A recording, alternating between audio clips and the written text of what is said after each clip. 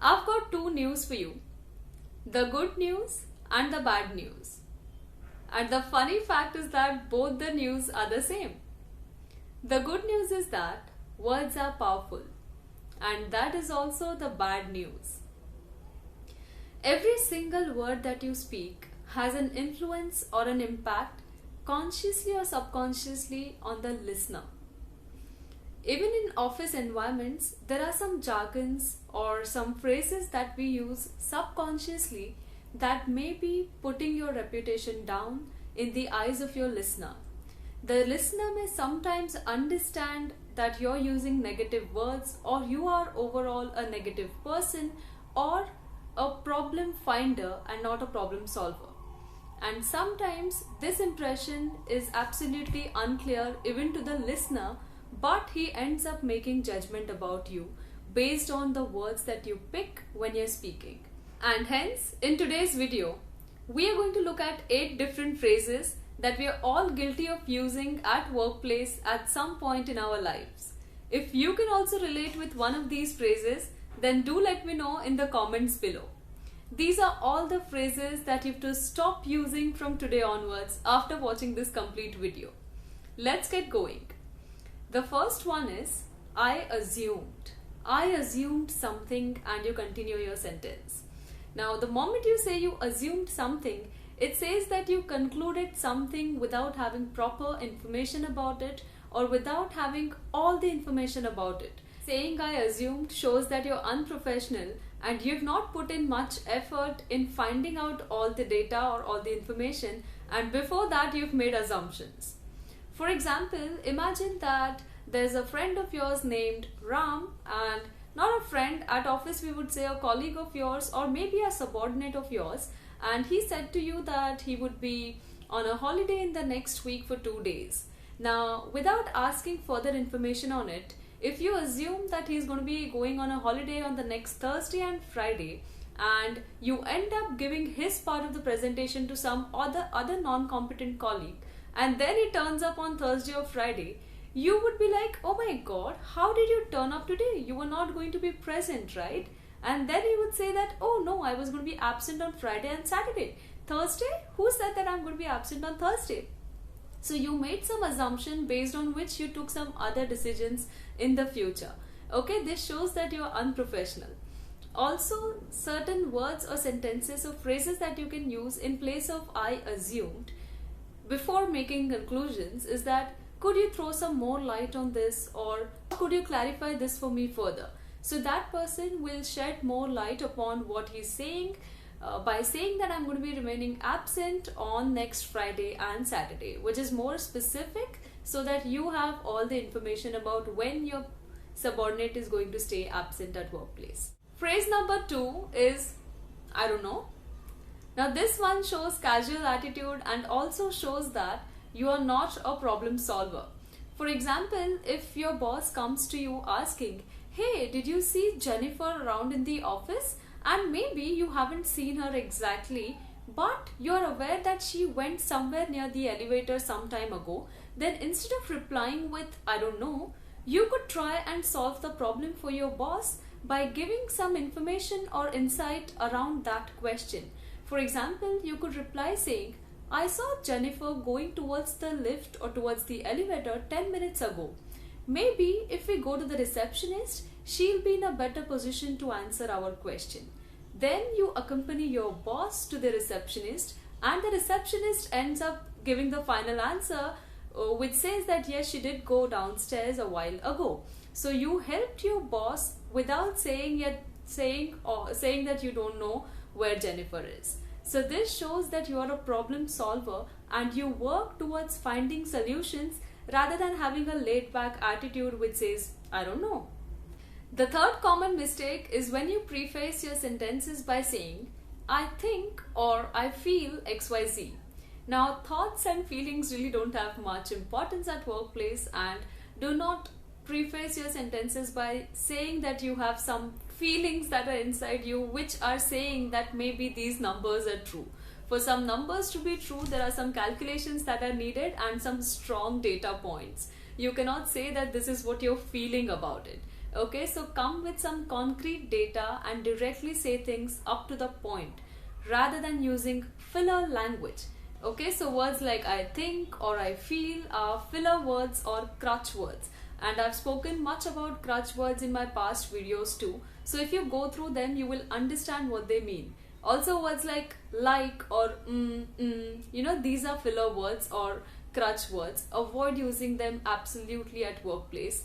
Do not just beat around the bush. Directly come to the point and say things. The fourth common mistake is dear, honey, oh, babe, darling.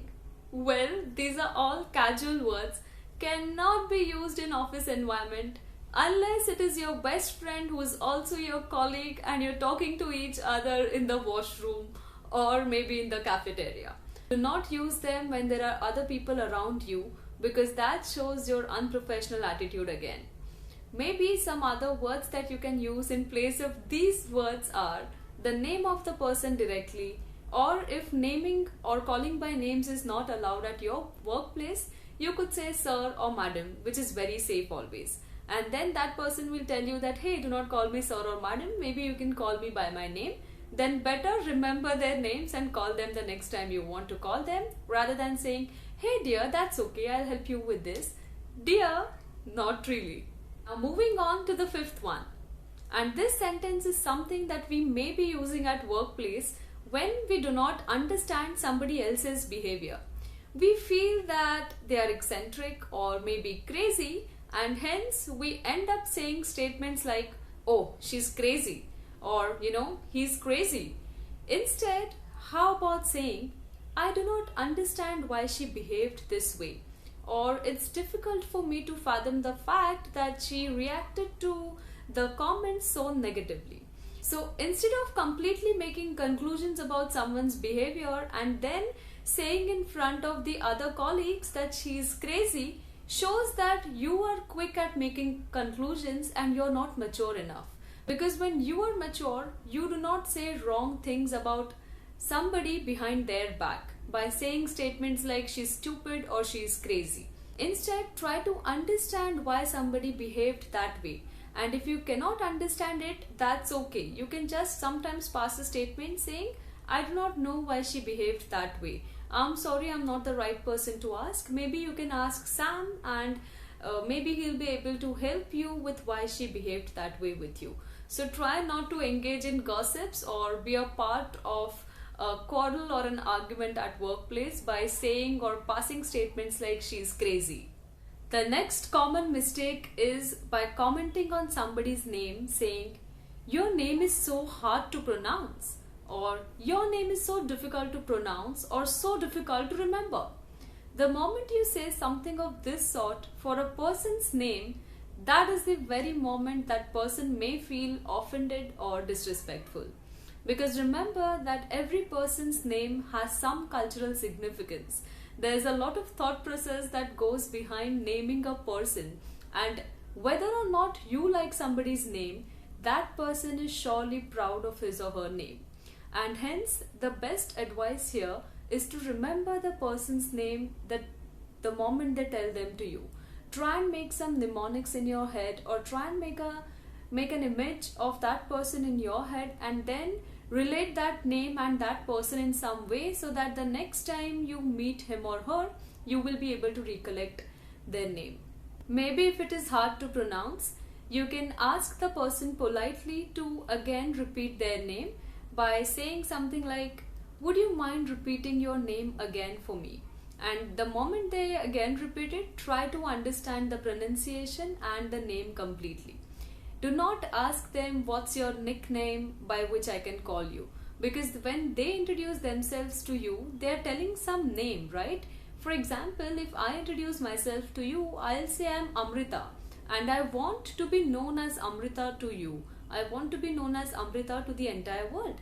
The moment I say that I'm Amrita and you feel that my name is too long to be remembered, and you reply to me saying, hey, what's your nickname? Amrita is a little difficult to remember. So that may make me feel offended, right? So do not do it, just try to remember the name of the person.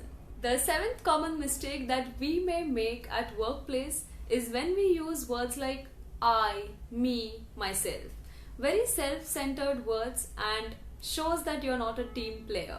For example, if there's a presentation that you have made, but there's some other colleague who has surely helped you with it, then instead of taking all the credit, instead of saying that I made the presentation, you could say that we both worked on it together, but I presented it in front of you all.